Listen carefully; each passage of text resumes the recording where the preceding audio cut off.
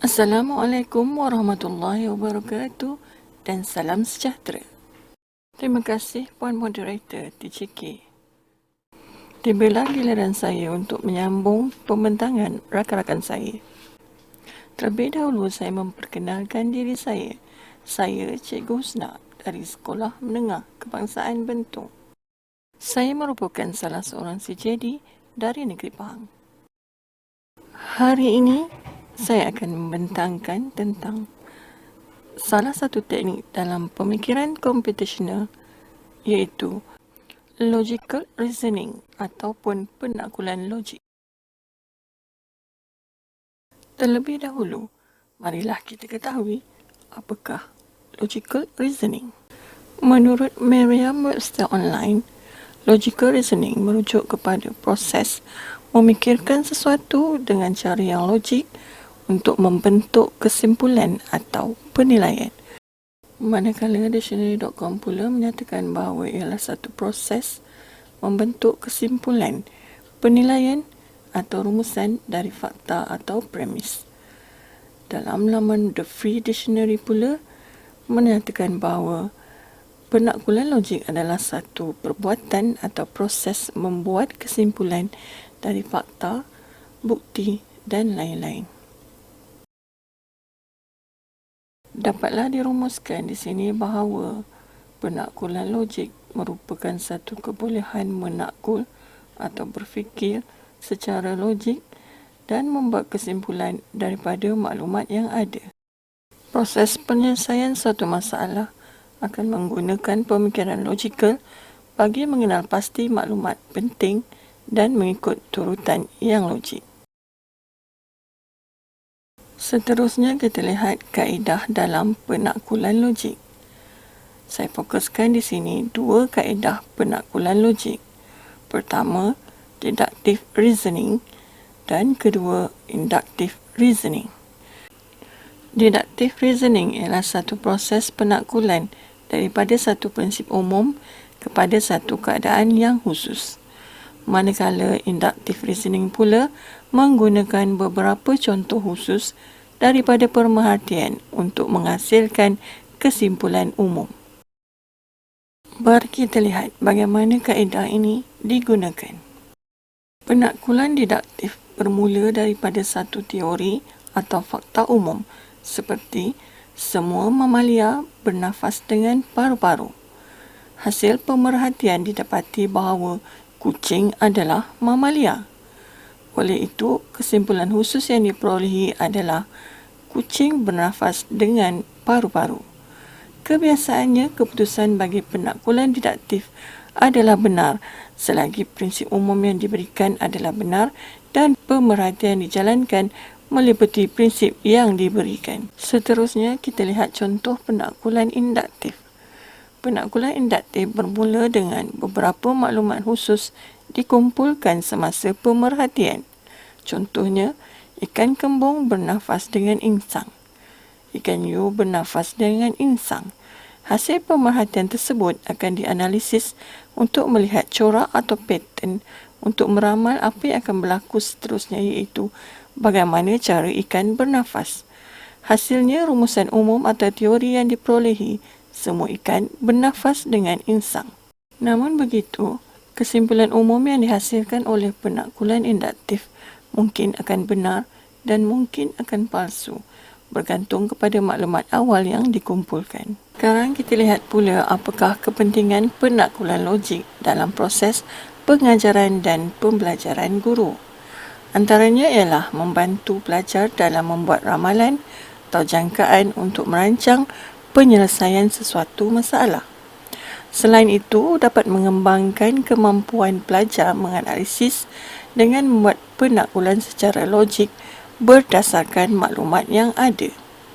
Seterusnya, penaklukan logik juga dapat meningkatkan kemahiran debug iaitu proses mengesan dan menghapus kesalahan yang telah berlaku dan mungkin akan berlaku. Mari kita lihat penggunaan penaklukan logik dalam mata pelajaran Asas Sains Komputer tingkatan 2. Standard kandungan 3.1 persekitaran kod arahan Standard Pembelajaran 3.14 mengesan dan membaiki ralat pada kod segmen yang dihasilkan dalam penyelesaian masalah. Aktiviti yang dijalankan ialah murid menguji atau cara untuk menentukan nilai lebih besar bagi dua nombor X dan Y yang dipaparkan dengan menggunakan beberapa sampel data. Kemudian, murid diminta membuat jangkaan atau ramalan output yang akan diperolehi. Berdasarkan salah satu sampel yang digunakan, guru akan menjalankan atur cara tersebut. Apabila atur cara dijalankan, murid diminta membuat analisis dengan menggunakan jangkaan output yang diperolehi dengan hasil output daripada atur cara. Bandingkan nilai X dan nilai Y yang dimasukkan, yang mana lebih besar. Adakah output yang dihasilkan menepati output yang dijangka? Akhirnya, murid diminta meneliti semula kod atur cara dan menjelaskan apa yang perlu dilaksanakan oleh setiap baris kod atur cara tersebut untuk mengesan di mana kesilapan berlaku dan membaiki kesilapan tersebut. Mari kita lihat pula penggunaan penaklukan logik dalam mata pelajaran Matematik tahun 3. Standard kandungan 9.4 penyelesaian masalah. Standard pembelajaran 9.4.1 menyelesaikan masalah melibatkan pengurusan data dalam situasi harian. Computational thinking yang diterapkan iaitu penaklukan logik 3.2 mempersembahkan data atau idea secara logik dan sistematik melalui graf, carta atau imej. Antara aktiviti yang boleh dijalankan ialah murid diberikan kertas untuk mencatat aktiviti seharian pada hari Sabtu serta masa yang diperuntukkan untuk setiap aktiviti. Kemudian, murid akan diminta membandingkan jadual sendiri dengan rakan sebelah. Ketika ini, mereka akan membuat analisis berdasarkan maklumat yang ada dengan bersoal jawab bersama guru. Bagaimanakah anda membahagikan masa seharian anda? Adakah pembagian masa bagi setiap orang sama? Akhirnya, guru akan memaparkan contoh carta pai hasil perbincangan bersama murid-murid.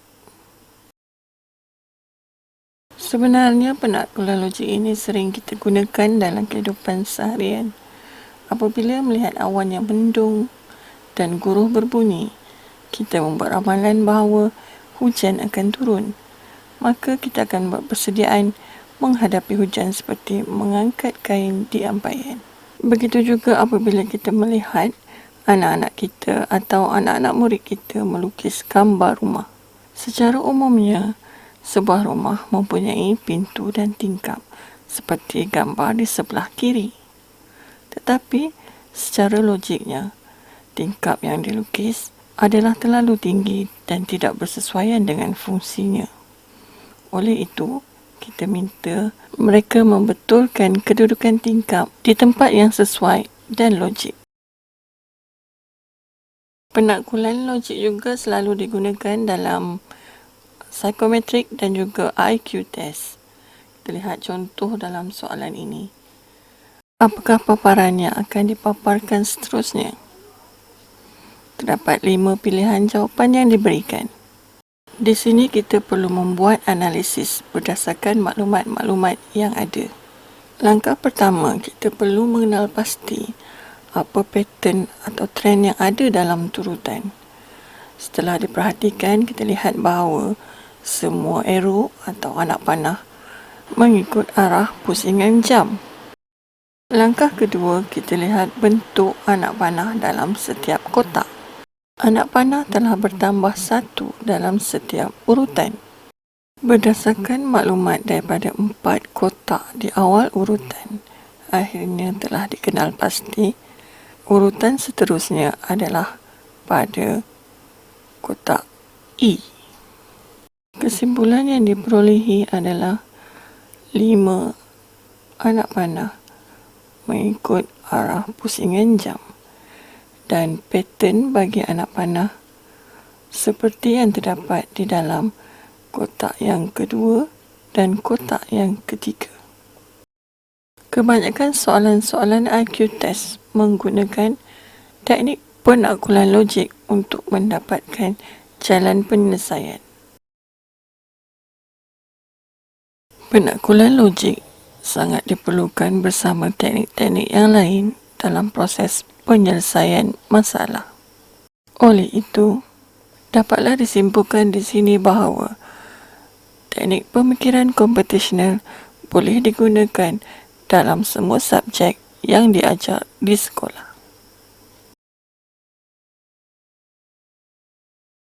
Setakat ini sahaja perkongsian saya pada hari ini. Saya sudahi dengan lafaz yang mulia. Wabillahi taufiq wal hidayah. Wassalamualaikum warahmatullahi wabarakatuh.